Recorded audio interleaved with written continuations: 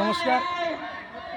আমরা বিশ্ব সনাতন সেনার ডাকে আজকে রাঙ্গামারা নতুন বাজার থেকে আমাদের পার্শ্ববর্তী রাষ্ট্র বাংলাদেশে প্রতিনিয়ত যে হিন্দুরা অত্যাচারিত নির্যাতিত, বাংলাদেশে আমাদের হিন্দুদের মঠ মন্দির ভাঙচুর, অগ্নিসংযোগ, বাংলাদেশে বসবাসকারী আমাদের হিন্দু মা ভাই বোনেরা প্রতিনিয়ত খুন, সন্ত্রাস, ধর্ষণ, অত্যাচারের শিকার হতে হচ্ছে।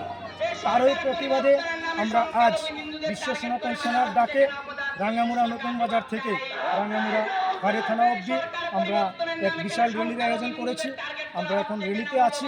আমাদের রাঙ্গামারা ফাঁড়ি থানার সামনে এসে আমাদের এই র্যালি আবার ঘুরে রাঙ্গামারা গিয়ে সমাপ্ত হবে।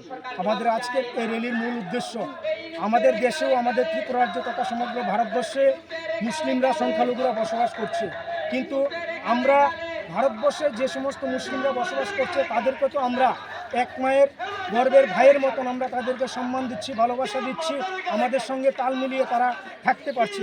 কিন্তু আমাদের বিশ্ব সনাতন সেনা তথা সমগ্র ভারতবর্ষের হিন্দুদের একটাই প্রশ্ন, বাংলাদেশের বর্তমান যে আপাতকালীন সরকার, এই আপাতকালীন সরকার যেন বাংলাদেশে বসবাসকারী হিন্দুরা সুন্দর এবং সুশৃঙ্খলভাবে বসবাস করতে পারে এবং আমাদের বাংলাদেশে যে সমস্ত মঠ মন্দিরগুলো ভাঙচুর করা হয়েছে, অগ্নিসংযোগ করা হয়েছে, এই সমস্ত মন্দিরগুলো যেন বাংলাদেশ সরকার পুনরায় প্রতিষ্ঠা করে দেয়, এই বিষয়ে এবং তার উদ্দেশ্যে আমাদের প্রতিবাদ র্যালি এবং সভা আমরা ইলেকট্রনিক্স মিডিয়া, নিউজ মিডিয়ার মাধ্যমে আমরা বাংলাদেশের তৎকালীন সরকারকে জানান দিতে চাই যে বাংলাদেশের যে ইস্কন চিহ্ন প্রভুকে অন্যায়ভাবে গ্রেপ্তার করা হয়েছে, ওনাকেও যেন বেকসুরভাবে জামিন দেওয়া হয়।